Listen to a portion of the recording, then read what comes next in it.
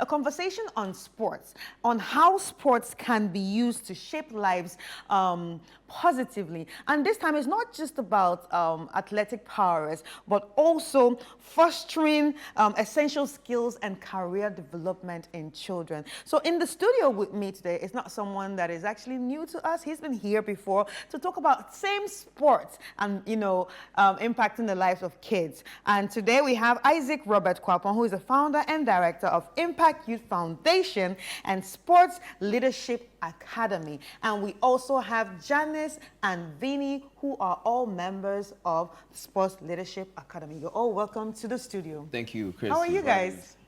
We're great. You're great? Yeah, we're getting ready for a very sporty day. All right, so before we get into the conversation, we actually have a little video for you. And this video is going to give us context of what we're going to be discussing. So let's check out the video. And when we come back, we'll get straight into the conversation. Sports Leadership Academy is a youth-focused program that uses sports as a vehicle and a tool to inspire, mentor, and transform the youth through character building, sports development, as well as leadership and community service. Our focus is to use sports to attract young people and then engage them positively. It's been 2 years of we running this program, and it's been great because we've had the chance to engage the youth, not just in Accra, but also in some of the rural communities and also in different regions of Ghana. It's been amazing so far. We have kids right from 4 years all the way to 19 and 20. We also have, it's both boys and girls. We run 4 sports: basketball, volleyball, tennis, and football. And the goal is this. The goal is that we want to harness the power of sports, use it to bring out the best in these young people. Many of them might not become the professional football player, professional basketball player, but they'll become professional in different other areas. But the most important thing is that they have the character and they have the ethics to use whatever talent and whatever asset that they have to not just impact themselves, but impact the community. And that is why we do this as Sports Leadership Academy. And our hope and our goal is that we'll be able to reach out to more youth across the country and be able to use this sport, to inspire this continent, this rich continent, so that the world can see the potential of our youth. Because as you all know, by 2050 or 2030, the world has actually realized that Africa will have the biggest, population when it comes to youth. And for us, we are using sports to do that, to prepare them for that future. The reason why we chose to add career guidance counseling is because of the decisions that most students will have to make along their academic journey. When students are moving from one part or one aspect of their journey, for example, from JHS to SHS, from either the IGCSE to the A levels, or from MYP or to the IBDP, there are certain decisions that students have to make with regards to where they're going with the education that they're acquiring and the subjects choices that they even need to make that would affect their decisions in terms of career and aspirations. And that is why we need this guidance. And we've introduced this into the camp mainly to help students to start to think about some of these things. For students to be able to start thinking about this, they actually need to know about themselves, understand who they are, what they have, and what they can do with what they have. And so the whole essence of bringing this on board is that Slack is about sports and leadership. And so empowering students to start thinking about what they have in terms of who they are, and then what they can go into in the future in terms of their aspirations and careers with what they have, or leveraging their interests, their strengths, their skills, talents, and everything that makes them, that are components of who they are. Welcome back. And now we have a little bit of context of what we're going to be discussing about sports, leadership, career, and impacting the world positively. Now, Isaac, you've been here before. Yes, Grace. And the last time you came here, it was about the Impact Youth Foundation. Yes. You know, how you actually use sports to help people who are, less privileged, and all the way in Dodowa. Mm-hmm. And this time around, you are doing it here in the city, and it's called SLAC, mm-hmm. Sport Leadership Academy. Now, why do you think it's important to use sports to shape the lives of children? First of all, thank you very much, Chris, for having me. It's great to be back here again. Sports is a very powerful tool. You know, Nelson Mandela kind of re-echoed it. One thing about young people is that young people gravitate to activity. And sports is one of the, I would say, most attractive things that young people gravitate to. And for us, we are very intentional about how we use it. So we see sports as a vehicle and as an attractor. But when they come in, the game can be played in just 90 minutes. You know, the game can be played in just 48 minutes. The game can just end in, let's say, 10 seconds with track. But there's so much that you can do, you know, with them within that period, you know, especially during the practices. You know, when they are practicing, you know, that's when you have like more time to actually start to kind of engage them more. So apart from out of your 2 hours of practice, before they're going to compete for 90 minutes, that 2 hours of practice, you can engage them in different activities. And that's what we do. Right. We engage them in character building, career development, and also self-reflection. Yeah. So, but how do you integrate sports when it comes to a child's development? So let's just say a holistic child development. How do you integrate? You know, we use a model that we call team. You know, we teach character. You know, we teach the things they need to know. That's a T. You know, we also enforce it. We enforce, you know, good character. We enforce values. You know, then we also make sure that we advocate it. So coaches' languages, you know, facilitators, even when they are speaking, they are talking, they are mentioning these words like self-discipline, you know, like time management. We also make sure that at the end of the day we model it. So for the coaches, for the facilitators, for the students who are in the program, modeling it is very important. So this is our approach to how we are able to, you know, share or develop and make character development and life skills more attractive. Yeah. So when you look at a kid now, how do you actually pinpoint his or her talent, and how do you nurture it? You know, talent is something that is not fixed. Talent can be built. You have some that is, you know, you have you might be born with certain physical, you know, advantages, but talent itself that has to do with learning a certain skill is not fixed. So first of all, once they have an interest in a sport, we are very open to explore that interest. Right. You know, and once they start to dedicate themselves, their time to it, we're able to see whether they're able to take it to the highest level. Sometimes they might lose an interest in a certain, you know, field, which is okay, especially at the early age. So we are very open. That's why we do multi-sports. You know, we give them a chance to explore different sports, and then they can then choose the sport that they really want to dedicate time to, and that's where we kind of hone in and kind of help them to really specialize in it. All right. So before we continue this conversation, let me ask the young ones. So I'm going to start with you, Vinny. Vinny, what sports do you participate in? I do basketball. Yeah, and Janice? Basketball. And how does that make you feel?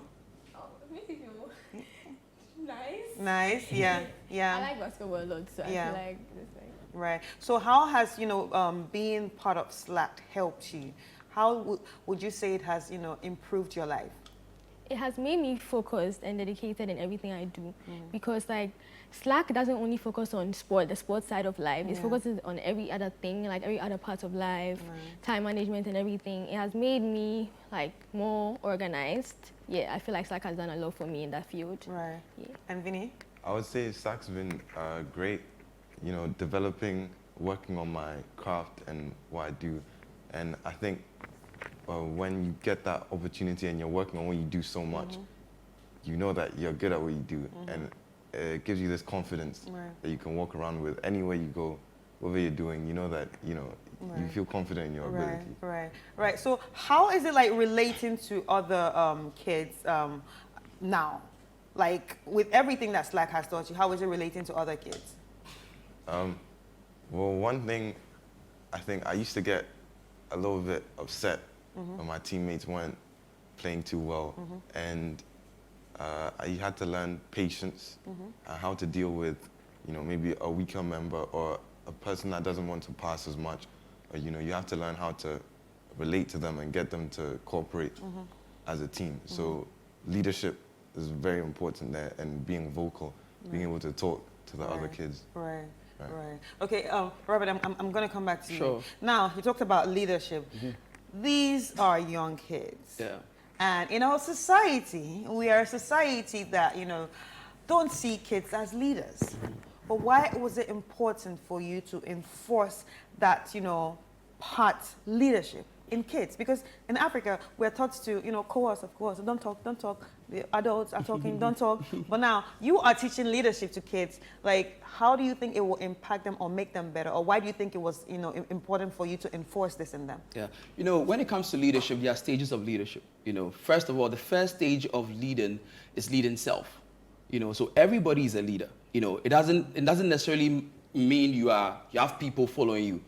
When people follow you, that means that you've been able to, I'll say, you've built your skills to the point where now you become attractive, that people want to follow you and learn from you. So leadership starts from self, and that is where we focus on, because we believe that if you're able to lead yourself, leading others becomes automatic, you know, and you're able to do it authentically, rather than just, you know, many people have a misconception that leadership is actually about having people following you and directing people, but actually it's about leading self, and that is what we focus on, because when that happens, and that is done very well, the leading others and leading community, you know, comes automatically, authentically. So you think it's something that should be enforced in kids early? Very early, in every area, from school, even in school.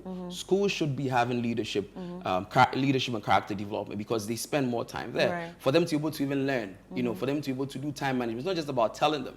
It's not just about using the belt, ringing the bell and say it's time for this. You have to actually teach, model it, enforce it, you know, and also advocate it. Right. So, Janice, what are some of the things that you've unlearned?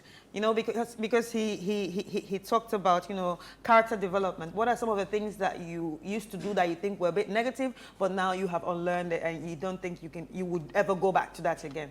Oh, being short-tempered. It seems like all of you are short-tempered. No, because so many things used to, like, I don't know, piss me off. Yeah.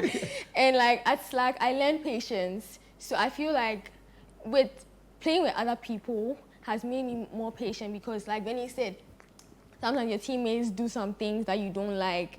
You have to be patient, you have to calm down, like be composed. So that's one thing I've learned. Yes. Right.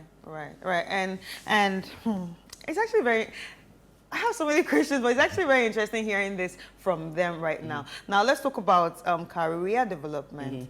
Career development too. We in our society, we believe people need to start talking about career development only when they probably get to SS3 or grade 12, or maybe when you are done with all that, and then you're getting into even some people don't even talk about it until they get into the university. But you have started early with this kid. Why was it important for you to start early, or why do you think it's important that we start talking about career development with kids at early stages? You know, it's very important to start everything early, you know, especially when it comes to career, because, you know, we all know that career takes a huge part of your life. You know, some people can start their career as early as 16, and that means they're going to be dedicated to it for, like, you know. I never thought of that, though. Yeah, because if you take a footballer can start their career at 16 years. You know, if they are signed young, and now you see a lot of them now, even in the Euros that is going on. But even in other areas now, if you look online, you know, they are starting their lives very early. Even with being an influencer, you now have an influencer who's like 10 years. You know, I never thought of that, though. So they've literally started. They're actually in a career.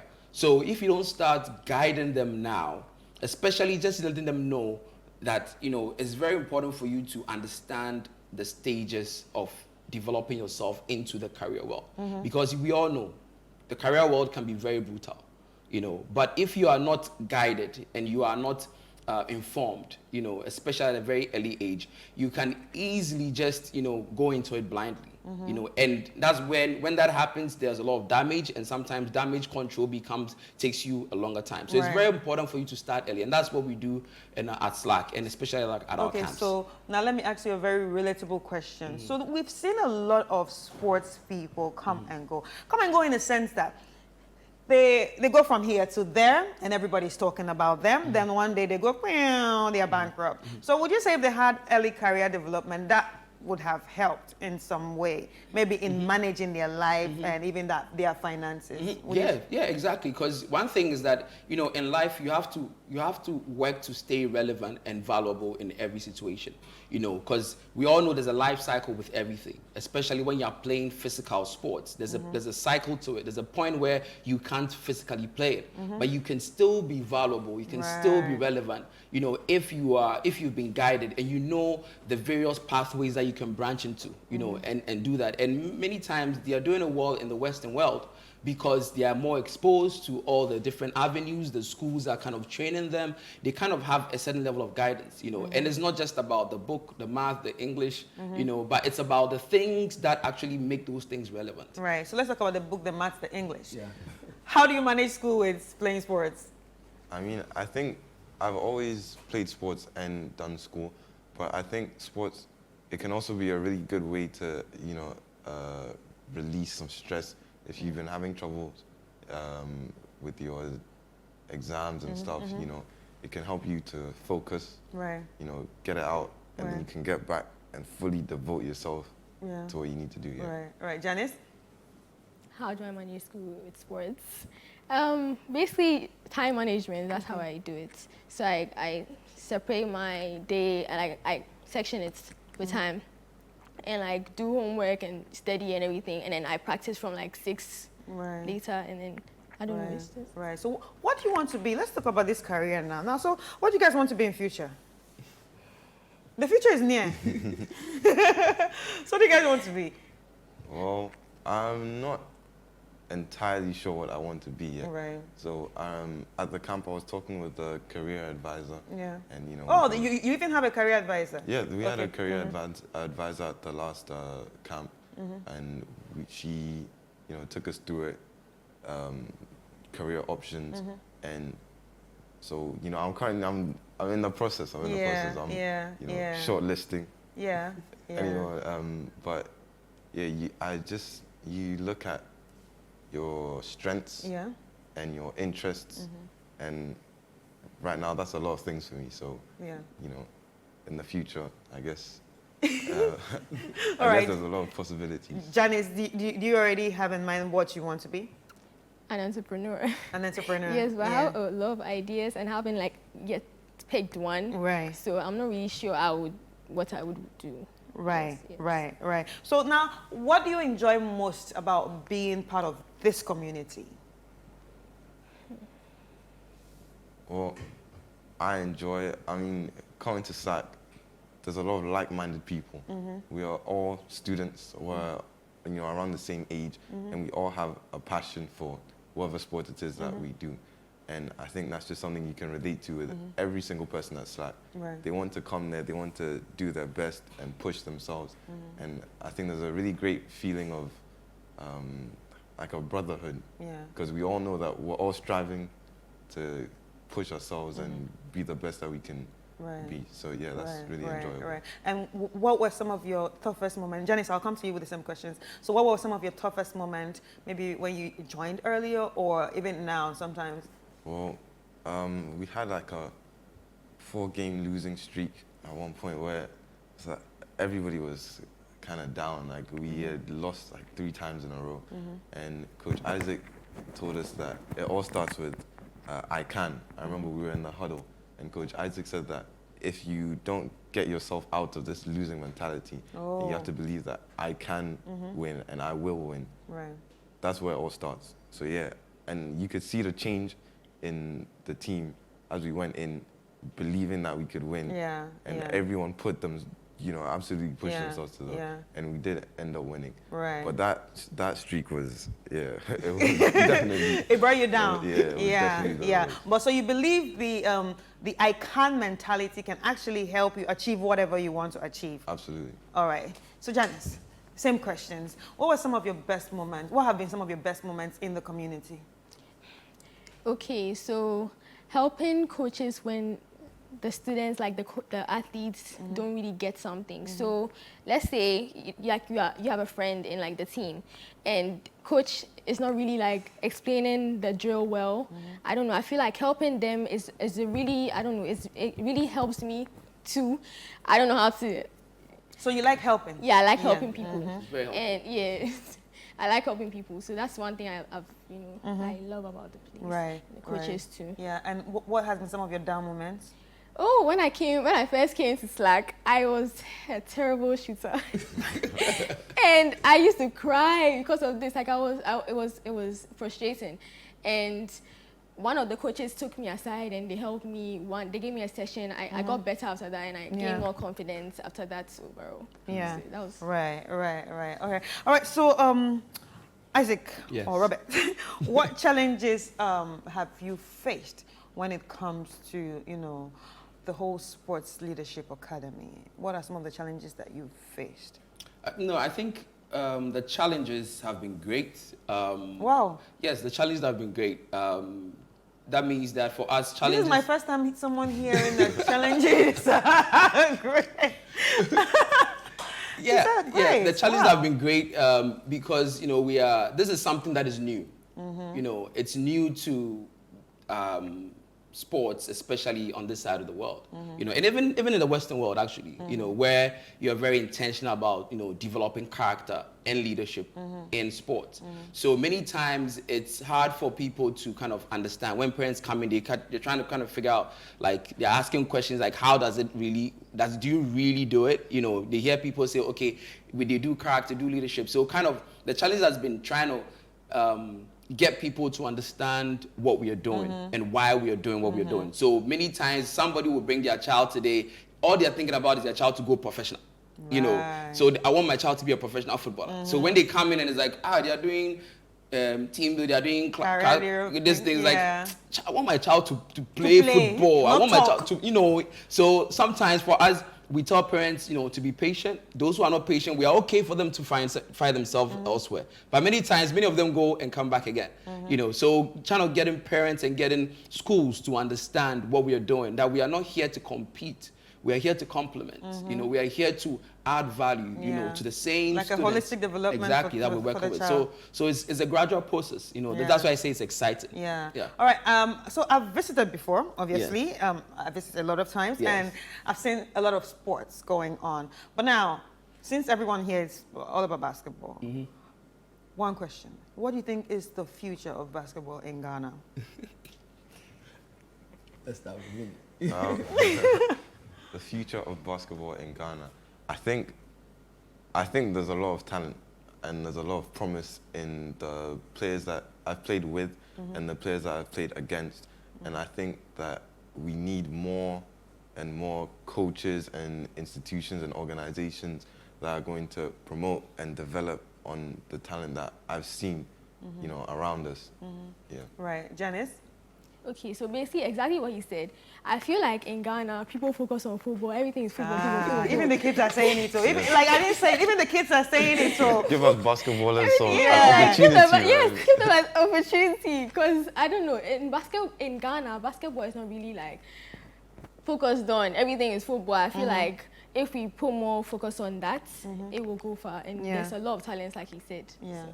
Isaac. Yeah. Now you are the head. So now you tell us, because you know the ins and outs of the associations and the federation and everything. Now tell us, what's the future of basketball in Ghana? I think the future of basketball in Ghana is really bright. And just as Vinny mentioned, we need to have more like-minded organizations, to come in to complement and support what the government is doing. Yeah. The government side, yes, they're still trying to find, find themselves and understand, how to really make it happen, especially trying not to compete with football.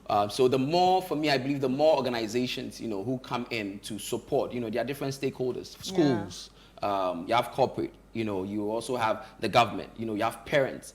If once all of these stakeholders, start to have one mind, of listen, we are looking for the best interest of students, of kids, of people who play sports to kind of make the best out of it, to be able to make a difference and make an impact and make a statement using basketball.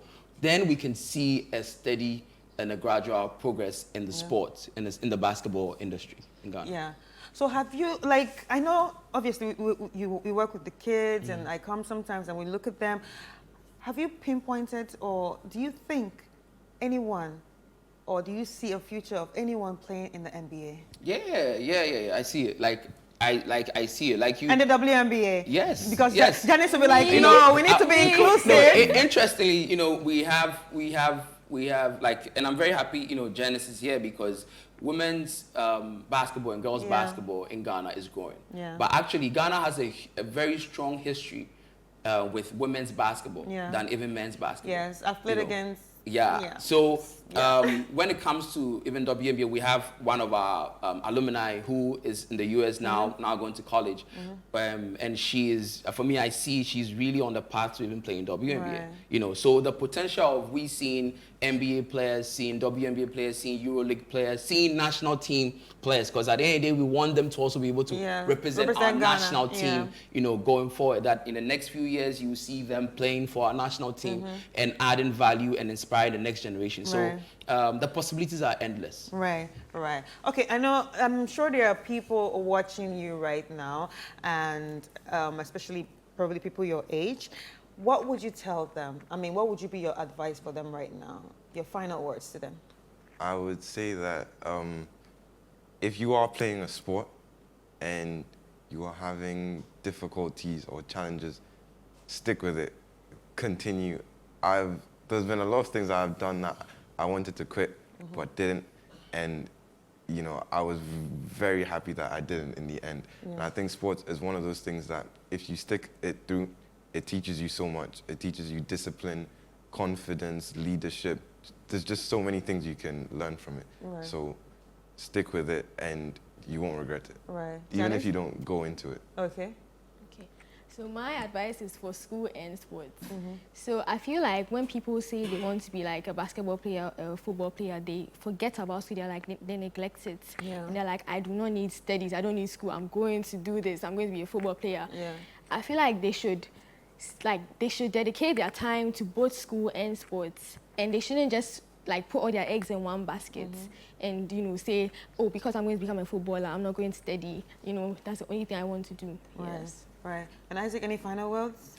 I would like to say, you know, we are currently having our camps ongoing in East Legon at the Arayan International School. We have our sports leadership camp, and then we have our basketball boarding leadership camp, which is ongoing. And it's an opportunity for people who are interested to come and explore our program and come and, you know, have a taster, you know, to come by, you know, and see. You know, you can go to our pages, you know, Slack Ghana on Instagram, you know, on TikTok, you know, slackghana.com, you know, that's our website. And we'll be really excited to have you and also engage you and engage more young people. Yeah. All right. Thank you, guys. Thank you. It was really nice having you in the studio, and it was inspiring talking to you. And yes, maybe I need to shoot some more hoops and get fit like you, and maybe play against you someday. Ladies and gentlemen, so we've been talking to Isaac Robert Kwapon, who is the founder and director of Impact Youth Foundation and Sports Leadership Academy, and also Vinny and Janice, who are all members of the Sports Leadership Academy. And obviously, we've seen and heard how sports